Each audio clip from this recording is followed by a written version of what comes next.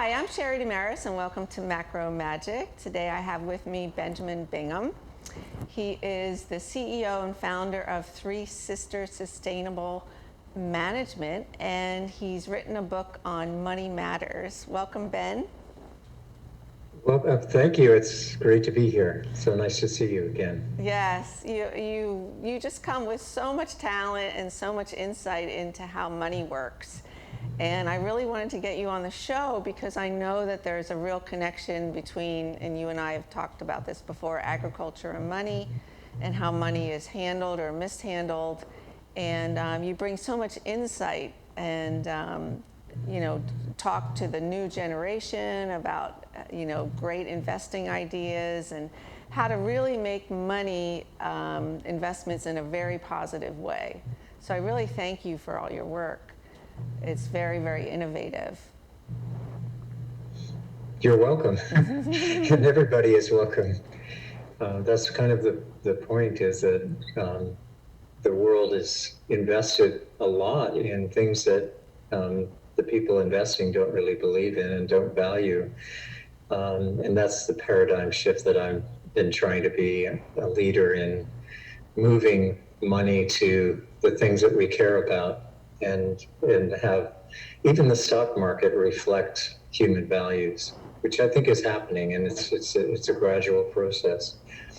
It's exciting to be part of it. And I know you come with a lot of educational experience. You went to Yale, and you've been involved in sustainable agriculture and the fine arts. How does all this tie into your work with money?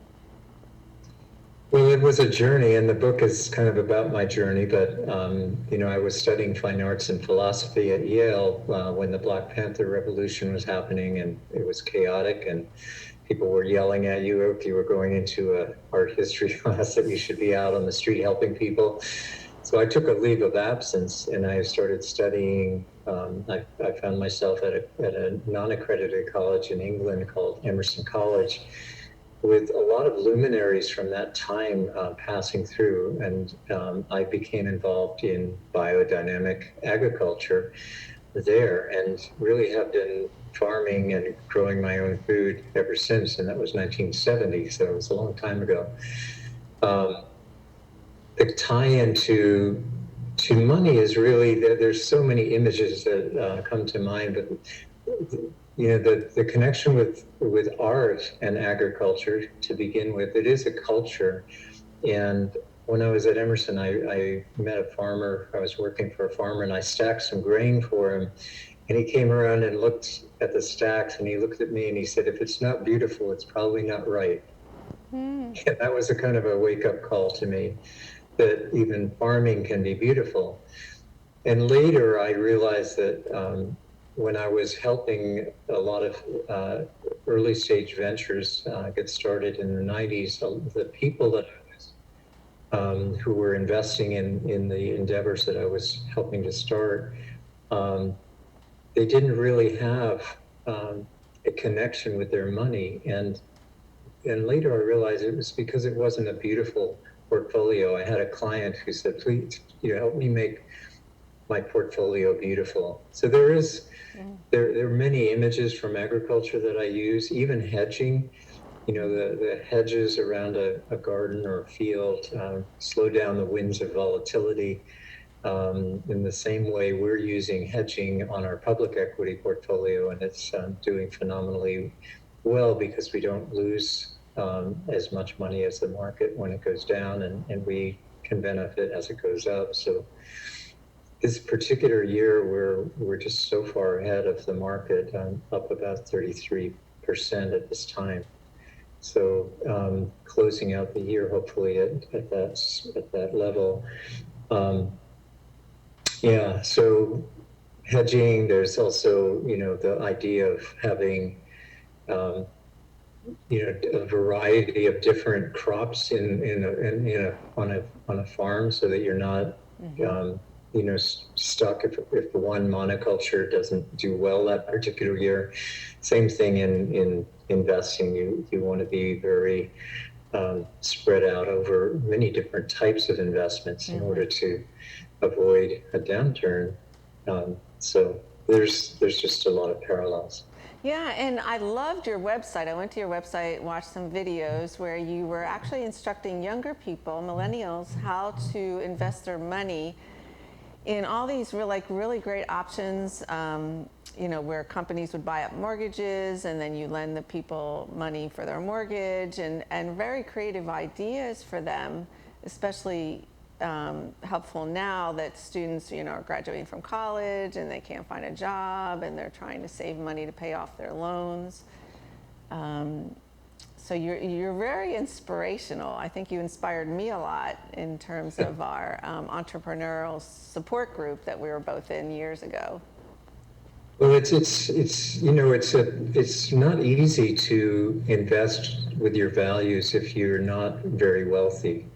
Unfortunately, private investing is where it gets much more interesting. And I left Citigroup in the end of 2006, because I saw what was happening in the mortgage space and got my clients out of the market, mostly in public equities. You couldn't really avoid what everyone else was caught up with in 2008 and the losses that people were having. So I began doing private investing in what I called a high impact portfolio in 2007. So that was way ahead of the time. But it really was for only for accredited investors or qualified investors or institutional investors. What's happening now is that more and more things are becoming available for people who are not super rich to do interesting things like the American Homeowners Preservation Group, which is keeping people in their homes, buying very low mortgages that are about to go into foreclosure, and keeping families in their homes. And this was one of the first crowdfunding sites that allowed non-accredited investors to invest in something that had a high return, 10 to 12% annually, and doing some good at the same time. So we have to keep pushing for this, because it's like with organic food. I mean, when I was an organic farmer, biodynamic farmer, the stores that sold vegetables, didn't know how to keep them. They were, looking terrible. Nowadays, you can go to almost any supermarket and get organic food, and that's because of the pressure that came from the consumers. The same thing needs to happen on the investment side, and it is happening. Much more money is flowing into funds that are aware of environmental, social, and governance issues than ones that aren't. And I was once told by an institutional investor that if you didn't have the Sustainable Development Goal of the UN, pictures of it, I don't know if you've seen them, but it looks like an old chemistry chart, which has the 17 Sustainable Development Goals of the UN. If you don't have that picture on your proposal to an institutional investor, they won't even look at it. Oh, really? So there's definitely a move in this direction, which is exciting. Well, it's so important for our viewers, because many of us, who are learning vegan eating and macrobiotic cooking and sustainability, we really don't want to invest in big pharma companies. And, that oftentimes when you build a portfolio or you go to a financial manager, that's where they put your money. So it's really important to learn all these other options that we have. Yeah, every financial advisor is nice. They all go to your funerals and weddings, and they're nice people. And so it's very hard for families to, give them up and find somebody else who actually cares about the environment and society, because they seem like nice people. The problem is that their job, and I know this from, 6 years at Lake Mason and Citigroup, that basically what everyone's doing is just whatever the wholesalers are telling them to do, and they get beach towels and umbrellas and things for selling a certain amount of whatever it is. And they're all more or less doing the same thing. And so when you have a downturn or crisis, everybody suffers at the same time because they're all investing more or less the same.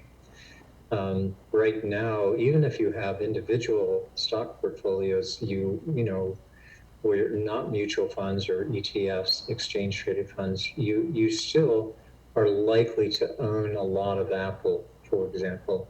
And so if Apple has a problem, which it does from time to time, you have volatility. You have suddenly a drop in the value and insecurity around that. So what I'm trying to do is show people that you can have a balanced portfolio of all different kinds of assets, both public and private, and you know, reduce the ups and downs of your portfolio to some extent by doing something different.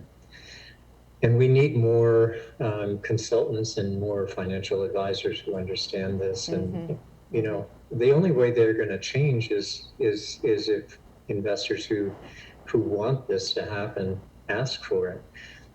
In general, if you talk to financial advisors about stuff like this, they say, "Well, no one's asking for this. Nobody's telling me they want to get out of oil, or you know, now it's, you know, it's much cooler to get out of oil because oil is going down in value, but that wasn't the case in the past."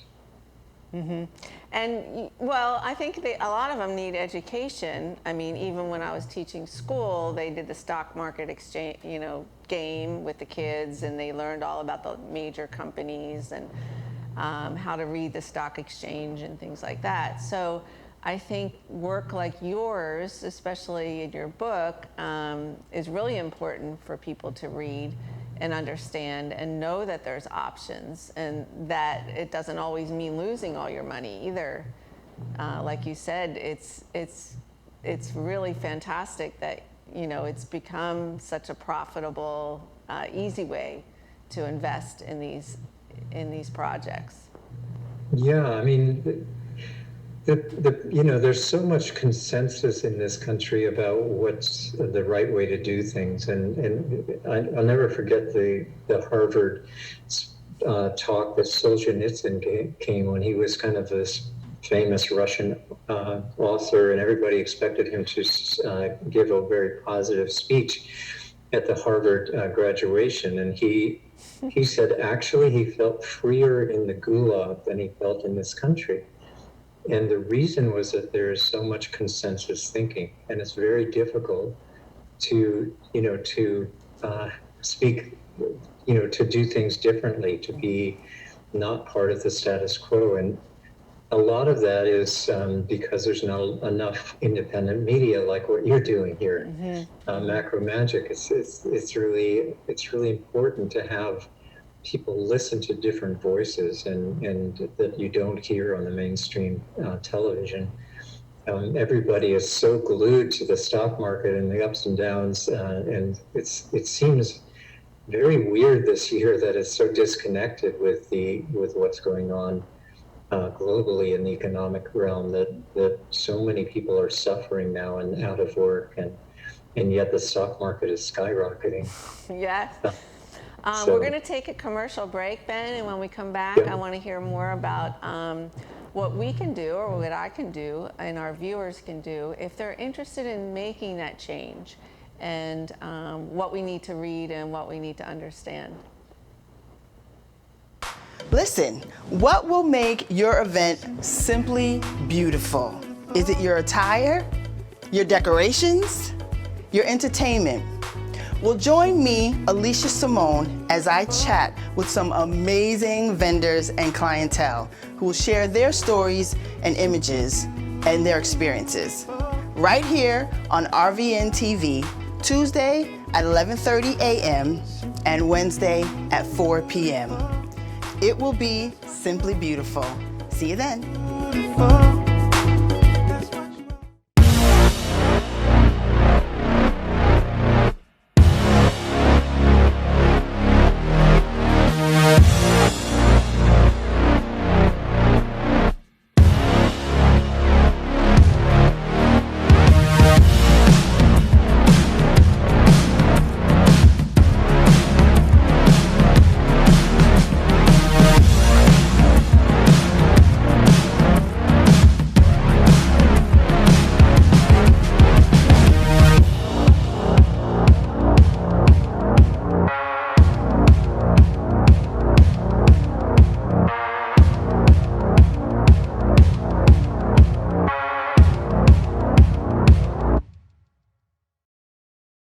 So, I'm kind of new here, but I've noticed a trend. My human does this funny thing where she goes around and gets all my toys, and then she hides them in that basket by the door. But it's always the same basket, and it's always in the same place. And then she acts so surprised when I find them, but, she's putting them in the same basket. Again. It's like, hello? That's where you put it last time. You were the worst at hide and go seek.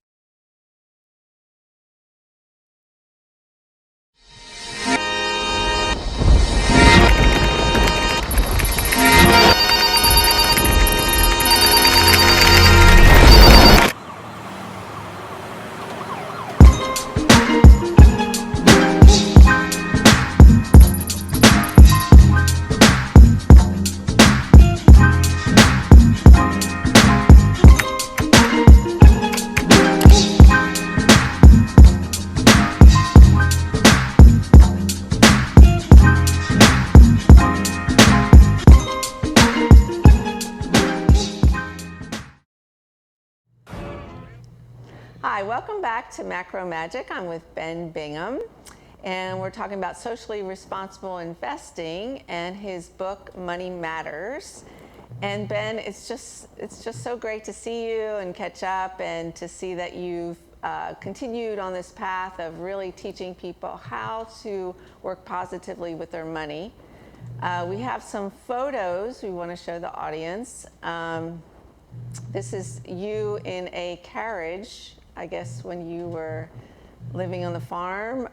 And Yeah, so my wife and I started farming in 1973 together, and so we were definitely living the sort of life of creating an alternative culture around organic agriculture and biodynamic agriculture.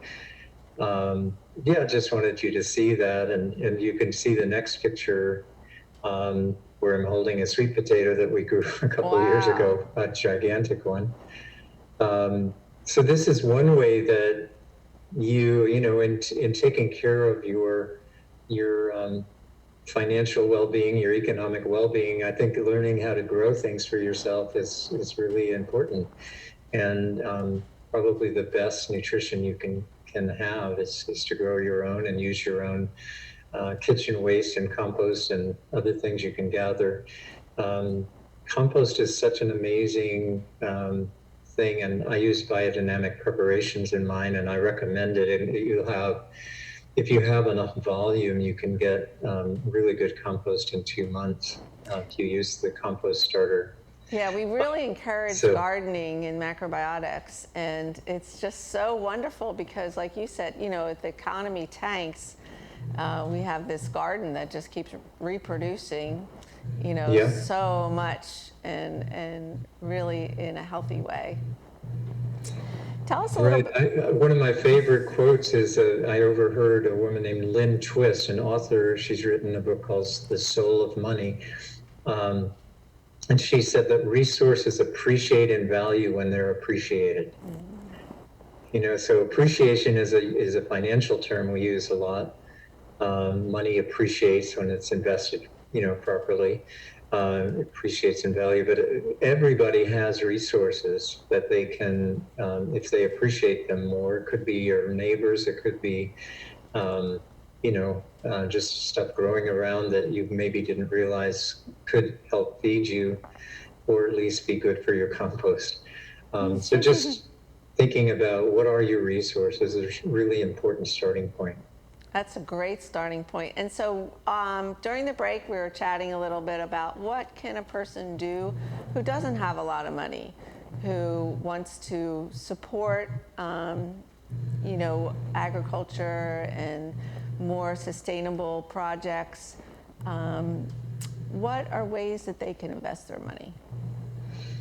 Well, there's many different things you can do. I mean, I think if you have a small portfolio of from an IRA or something that you set up as a young, or your parents set up for you, or you have something, but it's not enough to live on, you can at least look for funds that are called environmentally social or governance related. ESG is the term that financial advisors will recognize now.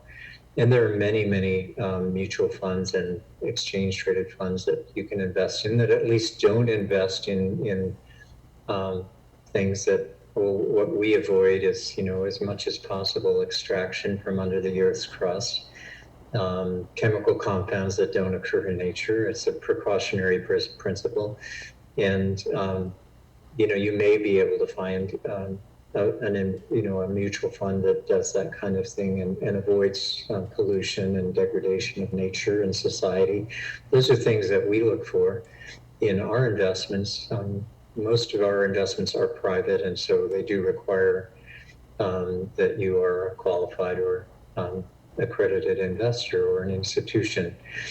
Another thing you can do actually is everybody is very closely connected, probably by less than 6 degrees of separation from large amounts of money that are in endowments, in foundations, in nonprofits that are in your area, and they need to hear from you if you care about these things, and ask them, do they care about the environment in the way they're invested? That's a big thing you can do. As far as actual investments that will give you the kind of return that wealthy people look for in private investments, it's more difficult to do. It's risky and to do it with too much of your portfolio, but you can find things that you can qualify for. Look for crowdfunding sites like AHP Fund, or there's a wonderful real estate fund where you can invest in innovative real estate called smallchange.com. You can look them up. And with those, you can invest small amounts of money. I just have the fun of investing in something that mostly wealthy people can do. And you can get a high return. But of course, it's with everything, the higher the return, the higher the risk usually is. So just be careful. Most of these sites say not to invest more than 10% of your liquid, your available money for investment. So those are some of the things I tell people. I am a certified financial planner, but I'm not giving you advice right now. You have to think for yourself. I'm just saying these are things that are out there, and the more people are looking for them, the more will happen. There are ways also to lend money locally to, if you look up Slow Money. Slow Money is a movement that's mostly focused on organic agriculture, and you may have a Slow Money group in your area that you can connect with and support a local farm with a loan. It's slow money because you may not get it back for some time. The first site like that was called Kiva. Kiva.org is a place where you can lend money, but you don't make money there, you just get your money back. And you're lending to smallholder farmers, women, entrepreneurs in emerging markets around the world. It's a very popular site. It's just meaningful because you're taking some of your money and having it do something useful while you're looking for other ways to invest. I love the fact that you're so flexible and you're looking into all these different avenues for money, because I don't think people really think in those terms, that they can actually help or do good for the planet with their money. They're taught really to look for more and more money, with what they have, and I think everyone's walking around feeling depleted. So it's really nice to have this more of an abundance type mindset, where you can invest and help someone else out, and like you said, with the loans and things like that. I was really curious, how did you get the name Three Sisters for your company? Well, it actually comes from agriculture, corn, beans, and squash, the Native American combination. It's a symbiotic image really of the corn stalk growing up and the pole bean going around the stalk and the squash covering the ground to keep the weeds down. Something that Native Americans in the Southwest particularly used and called it. It's called the three sisters. The beans put the nitrogen in the soil for the other two, so it's very symbiotic. And we just use cash, fixed income, and equities. And so those are the three sisters we try to create ecosystems with that are symbiotic for each person that we're working with. Oh, that's so great. Now we have a picture of you in a tuxedo. I guess you've been asked to speak in different places around the world, and you can see on your website various conventions, money conventions you've been asked and interviewed at regarding your book. And also, do you want to share a little bit about, where you've presented? Sure. Well, I've spoken in many different places. I was honored to speak for 45 minutes to the annual pension fund summit, and they gave my book to 250 trustees. And I was allotted the same amount of time as Bill Clinton.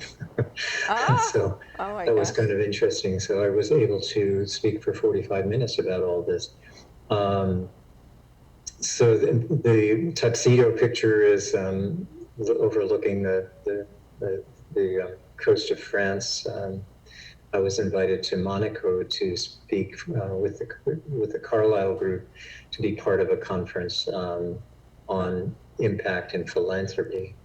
Impact investing is kind of the new word. Socially responsible investing is sort of nobody really uses it anymore. It changed to environmental, social, and governance, or ESG.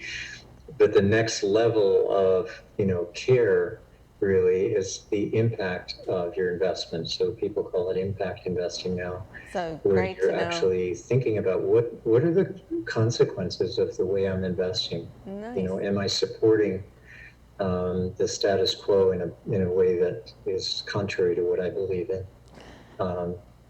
Before we wrap up, Ben, I know that you presented a little chart that you wanted people to see really quickly. And then also, where can people reach you? What is your website where they can actually ask you questions and sort of see your videos and order your book? Well, www.threesistersinvest.com. So threesistersinvest.com is the website. And that has a link to our funds for people who are accredited. The way to get my book now, it's actually sold out on Amazon. So the only way you can get my book is through my personal or my own website, which is www.makingmoneymatterbook.com. So it's makingmoneymatterbook.com.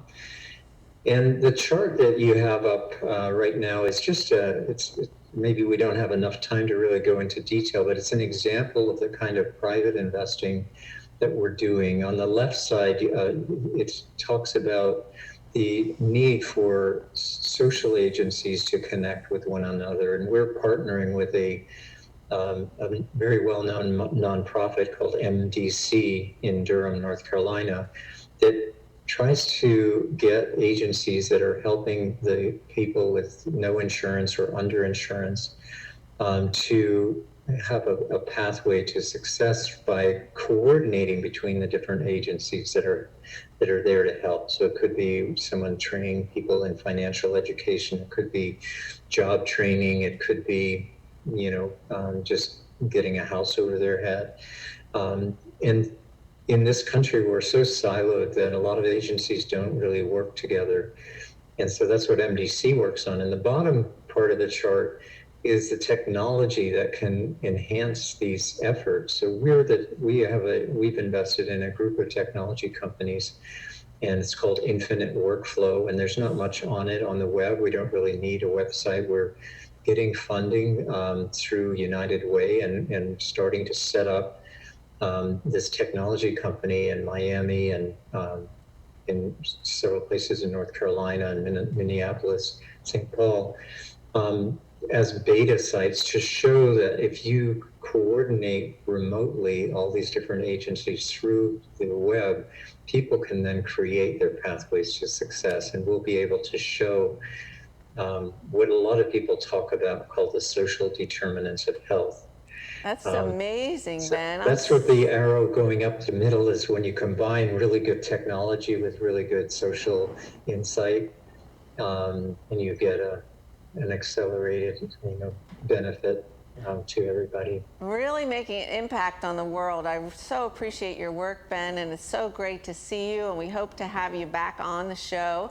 Keep us updated about where we can spend our money in good, positive ways. And I look forward to seeing you again.